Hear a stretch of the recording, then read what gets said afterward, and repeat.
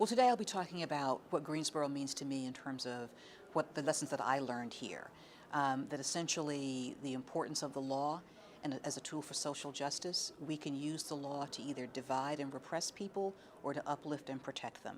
I think Greensboro encapsulates that in so many ways relating to my own personal history and Greensboro's history overall. Students here have an opportunity going forward to use the law that I think can uplift people and protect people, and I hope that they'll do that. One of the things that you do as the Attorney General is work very, very hard to keep politics out of the work of the Department of Justice. Obviously, you are a cabinet member, you serve at the pleasure of the President, and you're there to implement the policies that the administration thinks are important.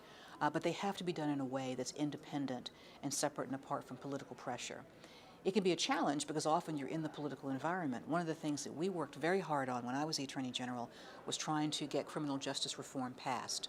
I spent a lot of time talking with members on both sides of the aisle who were very focused on this issue and who had very, very positive ideas and very, very good thoughts about it.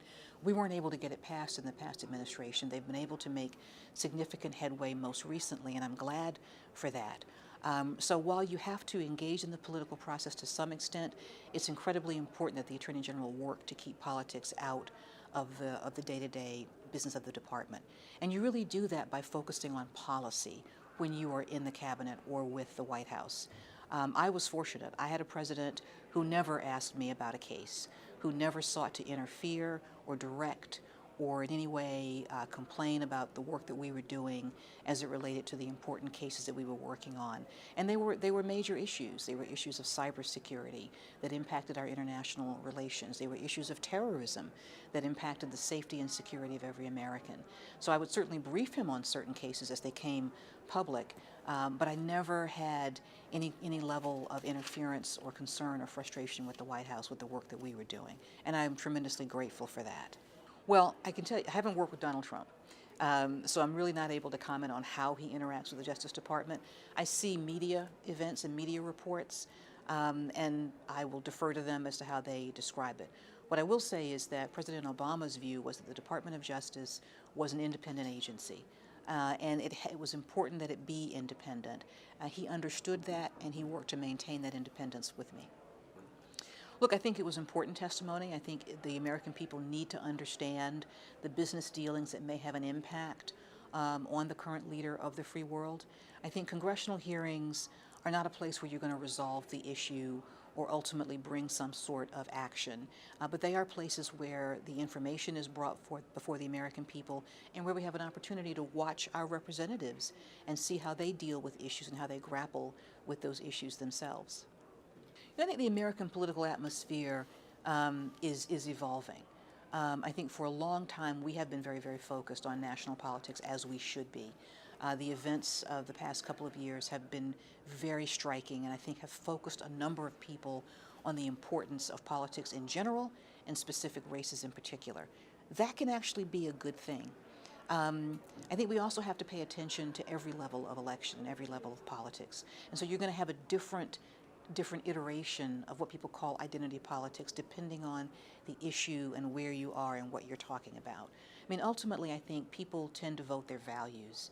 They tend to vote what's important to them and their families.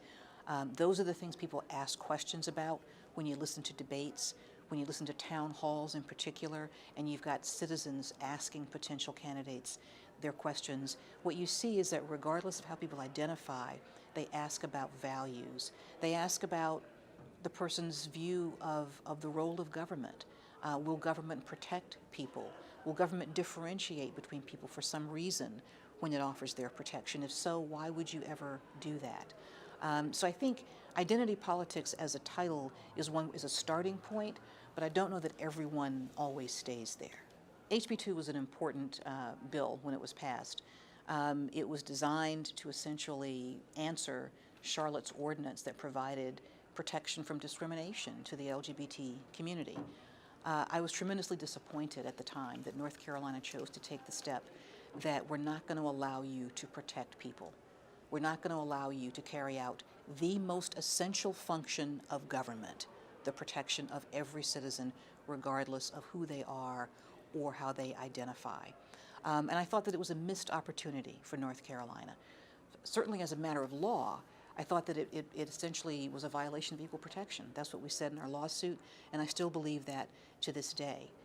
To say that because of something that's intrinsic to an individual, that is just a part of who they are, part of their own makeup, you get less protection than the person sitting next to you is so inconsistent with our Constitution. For North Carolina in particular, it's important because of our history as a state. This is a state that struggled with civil rights. We have made great strides. We have come a long way, but it has been a challenge at every step of the way. And we've seen the backlash that comes when we have great progress in social movements. We've seen it in LGBTQ rights. We've seen it in voting rights in this state. After all the work that was done right here in Greensboro to open up public accommodations, to see the state then retreat and try and close off the ballot box to people is something that was painful to me as a North Carolinian, but also as a citizen of the United States and as someone who cares about equality and freedom and justice. I will say also that knowing North Carolina as I do, having grown up here, having spent time here, knowing that people here can be the best neighbors ever. They can provide you support and help when you need it, without your even asking. I felt that having a statute on the books that essentially said, not only are we not going to protect people because of something that's intrinsic to them, we're going to actually let them be put in harm's way, was against the North Carolina that I know and the people that I am familiar with. I think we have a great field of Democratic candidates. It may get larger, so you don't really know at which point you can start handicapping them and seeing who's going to come out on top. I think we're at a point now where people acknowledge that race is an issue in this country. I hope that they acknowledge it. Doesn't mean you have to be bound by it, but you have to acknowledge the impact of race on any kind of candidacy because people are going to have different reactions to it. Some positive, some neutral, some negative.